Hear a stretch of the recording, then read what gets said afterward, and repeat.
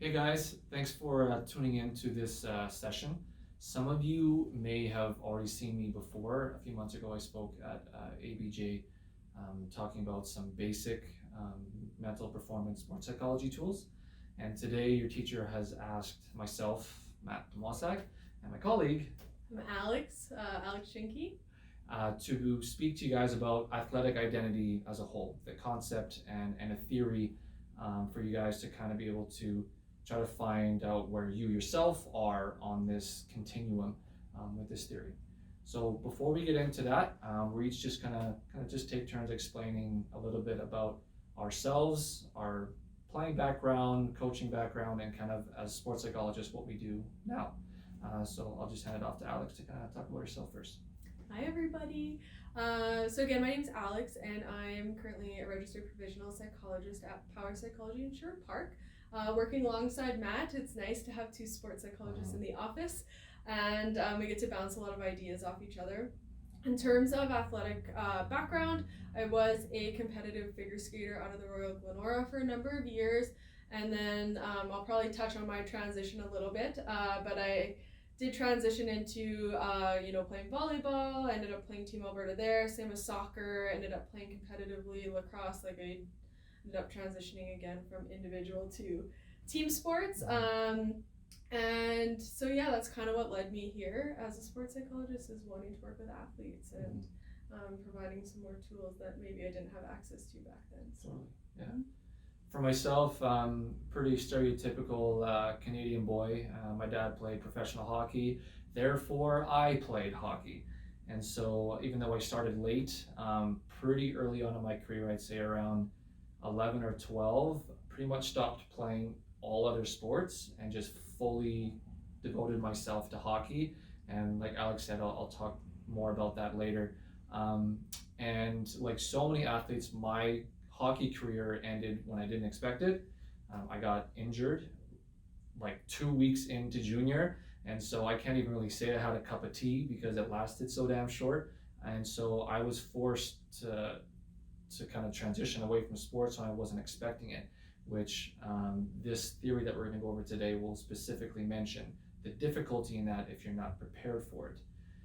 After my playing days, and after a few years of moping around, not really playing any sports, I decided to jump back in and coach, and that's where I really kind of rediscovered my love for sport, and experienced some incredible stories, including winning provincials at the Monomechi AAA level my very last year of coaching, which really just kind of signified for me that I was on the right path and that I wanted to become a sports psychologist, because it was those intimate one-on-one relationships I had with the players that I felt most inspired to pursue.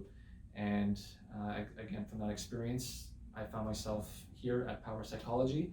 And let me tell you, it is extremely rare that two sports psychologists work together. I mean, just think about it. We're both athletes, we're competitive. Most sports psychologists are in competition with each other. So it's a really cool opportunity that we get to work together. And so on that note, we're going to transition and we're going to start talking about the theory. A Canadian by the name of James Marcia came up with an identity theory that is incredibly relatable as an athlete. We'll start off by breaking down that, and then we're going to go into more specific parts of identity, like roles and values and interests away from sport, relationships that define like who you are within your sport and away from your sport. And there's going to be 2 exercises, okay? If you don't remember anything but this moment right here, there are 2 exercises that you will have to do, and this will be the evidence that you sort of kind of paid attention during this, so that your teacher knows that, okay, at least they saw parts of the video, okay? So that's the game plan. When we get to the exercise parts, just pause the video, do the exercise, and then click play. Okay.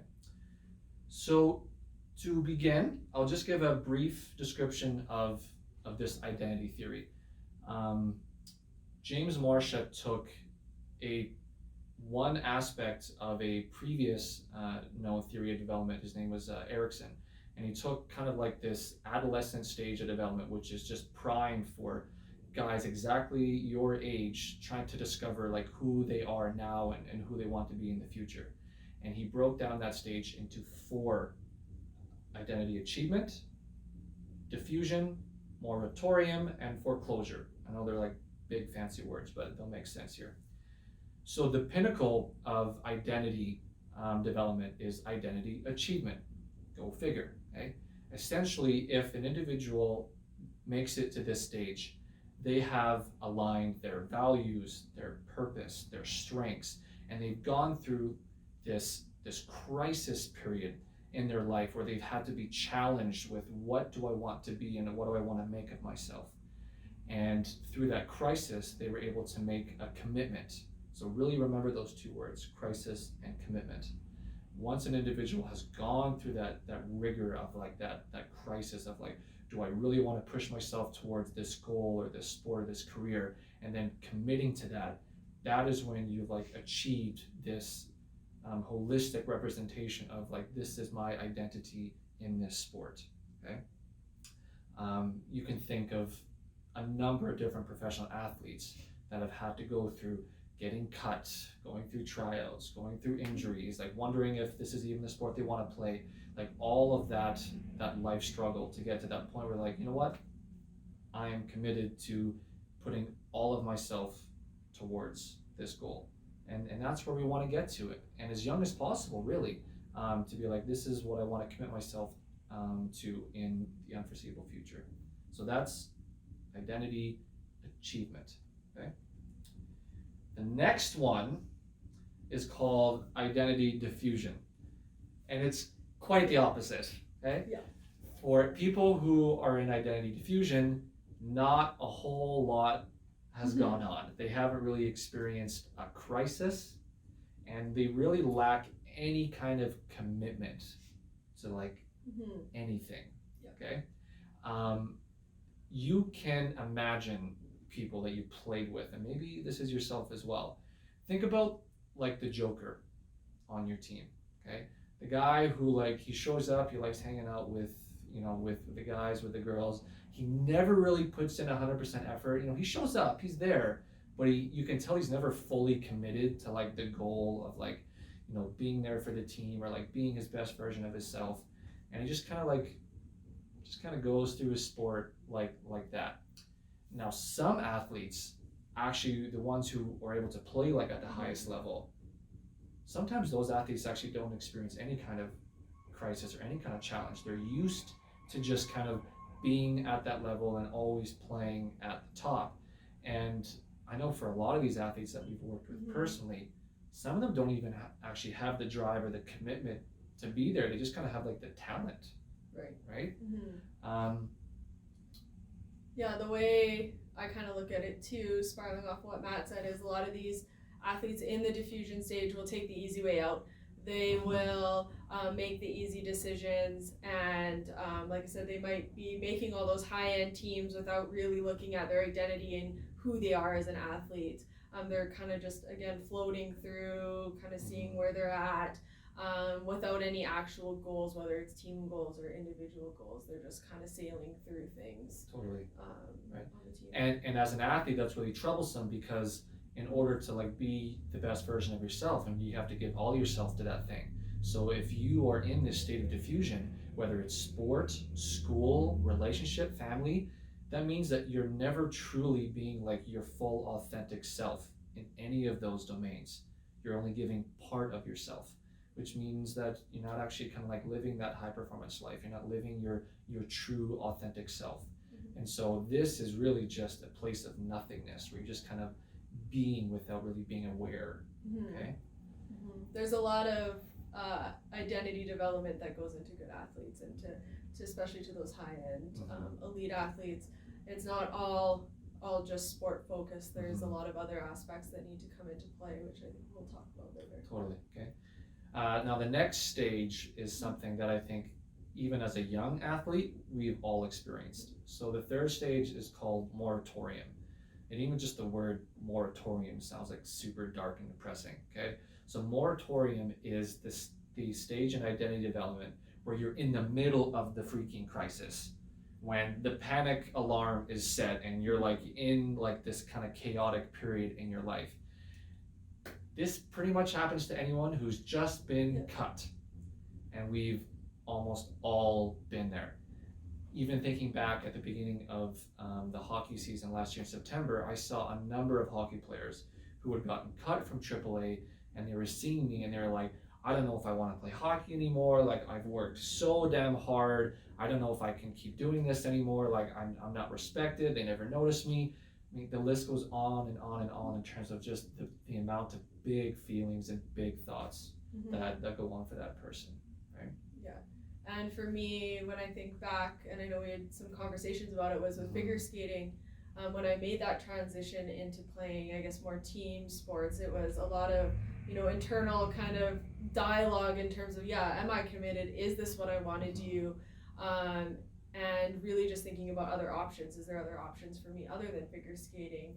Is there other things that I value that maybe I wasn't getting fulfilled with by just dedicating all my entire being to sport? And so I learned a lot. The other common examples that we had also talked about was, if you guys have seen The Last Dance on Netflix, is there's a lot of discussion around, whether it's Michael Jordan or Scottie Pippen or even Dennis Rodman, in terms of how they went through those crises, I guess, as young athletes when they did get cut from those high school and college levels, and yet they still decided to push hard and work hard, which I think eventually led them to that identity achievement stage. But 100%, right? And the strength that comes out of that stage is, can you go through that difficult part in your life where it is like emotionally exhausting, where it feels like there's stress and anxiety and there's so many what if questions? Can you push through that challenge, and at the end of that still find out like what you truly want, if it's worth the challenge, if it's worth the grind to keep pushing yourself to get to the next level in the next year? And again, just to be your best self in that current season on the team that you didn't think you would be on. So this is a really trying point for a person's character to really kind of shine through that time, okay?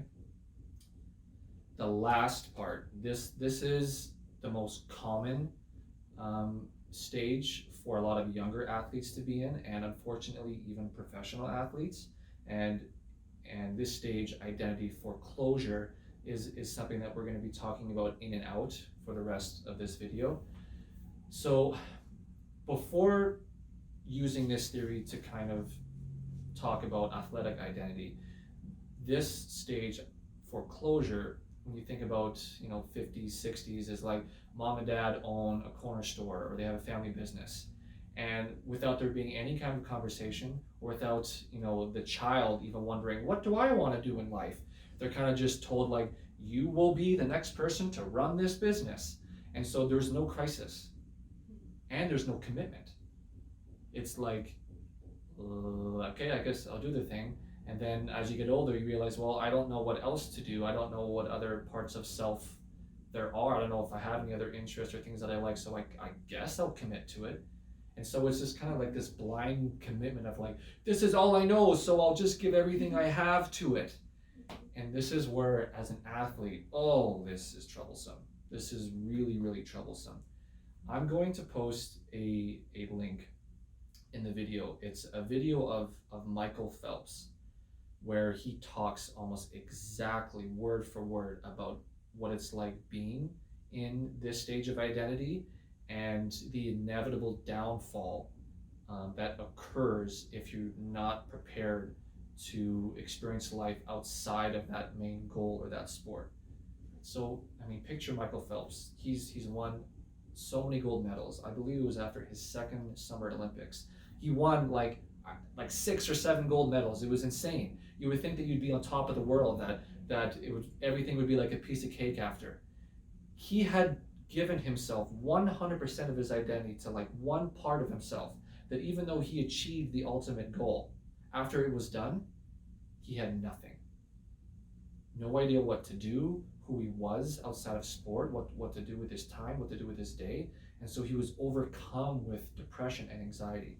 And I'll let Michael fill in that story, but it's really telling for how, from an identity perspective as an athlete, if we're not developing other parts of our identity, we're setting ourselves up for failure even after accomplishing the highest goal that there is to achieve in your sport.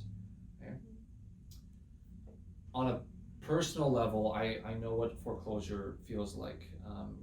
Going back to explaining how my career ended because of injury, I was all in. I was like, I'm going to play junior hockey. I'm going to get a scholarship and play NCAA and try to play professionally after that. I had no plan B, nothing. It was just that. And like literally, without making this up, like after I got injured and after I was told that my career was over, I didn't put skates on for like 2 years. I didn't play sports. I was like on a fast food diet for 2 months. Like I did nothing. I had no sense of direction until finally going to see a therapist myself. And so this foreclosure stage is really dangerous to be in. Yeah, I think too, just adding to what Matt said in terms of the foreclosure piece, a lot of times it'll come out as like the yes man or the people pleaser. They're always like, yes, but without actually taking into account their own values, their own identity, like Matt said. Or using this corner store example, you're only taking in the family values. You're not actually exploring, who you are as a person. And yes, those family values might influence that, but it's not just the sole like tunnel vision or focus that you might be going through. So, or on teams, you might see athletes who are just really all about the team, but not, again, doing that exploration in terms of themselves and their identity to help even bring that back to the team.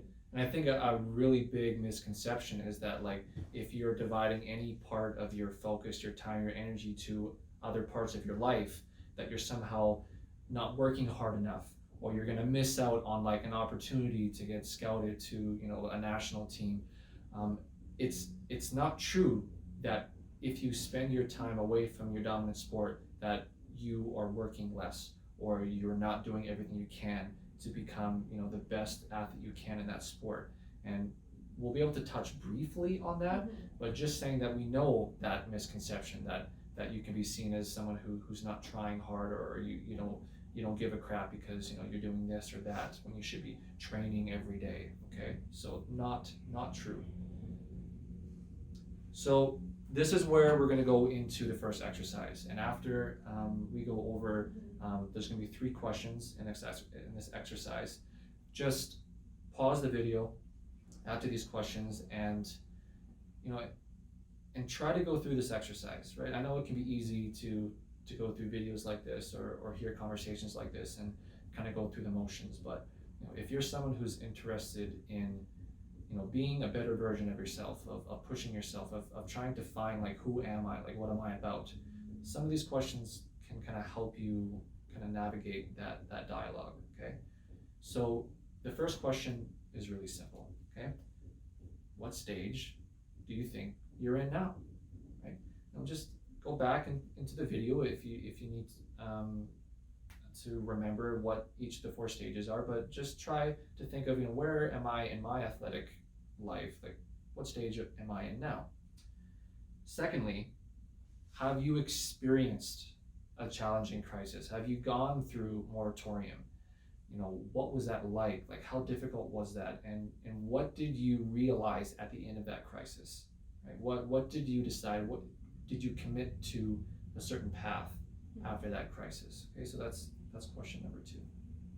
And the third one is, what would people see as evidence that you are in identity achievement, that you've both experienced the crisis and you're fully committed? What would people know to be true that's like, wow, like that guy is all in and totally devoted to his craft, and yet he still like has all these other parts of self? And secondly to that, if you already think you're there, what do you already know to be true that you feel like you are already kind of like in this stage of identity achievement?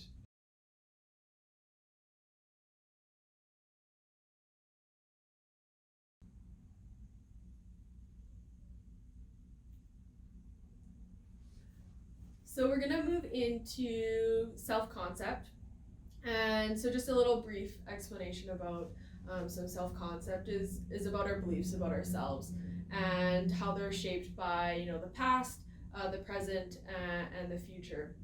It includes, you know, thoughts, feelings of being athletes, again, asking yourself like who you are outside of sports. So what are those thoughts and feelings about that when you're not playing, and how you identify with your role.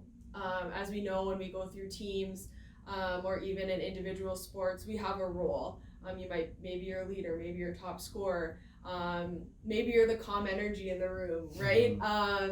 We all have these different roles that we need to kind of figure out and go through. And I know we had talked about this too, is going back to Dennis Rodman and his story on the Netflix show The Last Dance.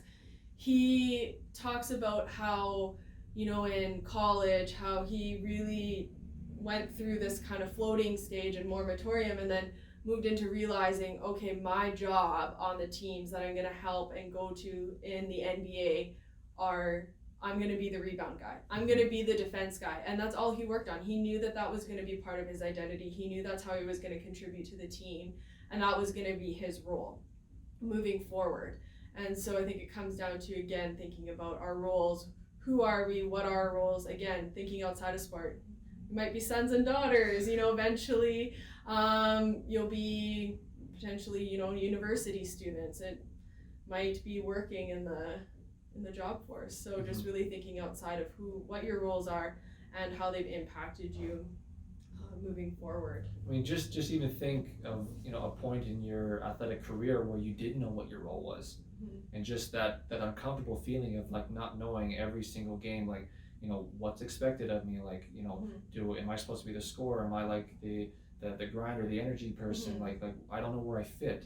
And so if you can be as early as possible clear in terms of like what is my role on this team, or even as an individual athlete, like what are my individual strengths, that like what is my role in that sport, it just makes it so much easier to like be your authentic self in that sport. Yep, exactly. So talking about values, this is kind of the critical piece here, okay? The two big things that really changes sports psychology are talking about mindfulness and talking about values. Okay, you're going to see research and conversations a lot if any of you have kind of read books or done your own kind of research. So this is where exercise number 2 is going to come into play. If you don't already know what your values are, the things that matter most to you, like the non-negotiables of your life, the way of being in the world, now is the time. Okay, we're going to send a link and you're going to be given a handout that has multiple different options. And basically I want each and every one of you to have the opportunity to look at this sheet and pick 10-ish values that you feel are really, really important to you. Because even like as an athlete, it's important that like if you're going to make a commitment to playing high level sport, it better damn well align with your values. If it doesn't, you're going to be experiencing a lot of internal conflict. And so there are clear instructions on the handout that you'll be given. So again, just pause the video at this time and go through the exercise. And then the last piece that we're going to talk about today is in terms of key relationships and life experiences and how they are really important to shaping our identity, not only as athletes but as human beings. A lot of these experiences that we're going to go through in our lives are going to again help shape who we are in the future and maybe how we handle certain situations or conflicts in the future. And so reflecting back on positive or negative experiences can help us understand a little bit more about ourselves and how we may have handled situations in the past, how we might have changed things, and give us that insight again for future experiences. We talk a lot about, you know, how these key relationships, you know, can help us gain support, whether it's through teammates or family or friends, and how important support is in our lives. And I always encourage my athletes to engage in some sort of self-compassion practice and some self-talk when it comes down to, you know, our relationships with ourselves. 100%. And how we talk to ourselves can be really, really important and really critical. to again how we might handle situations, especially those that might be more challenging. I always say in terms of self-compassion, talk to ourselves like we would talk to a friend. We've all been, I'm sure, been on teams where the teammate beside us might have told us we didn't have a great shift and how bad that feels. And most likely we probably don't play that well for the rest of the game. So really just, again, talk to yourself so we talk to a friend and saying, oh, it's okay, we're going to get it back, or we're going to work harder next time. And again, how that relationship with ourselves can be really, really important. 100%. Okay.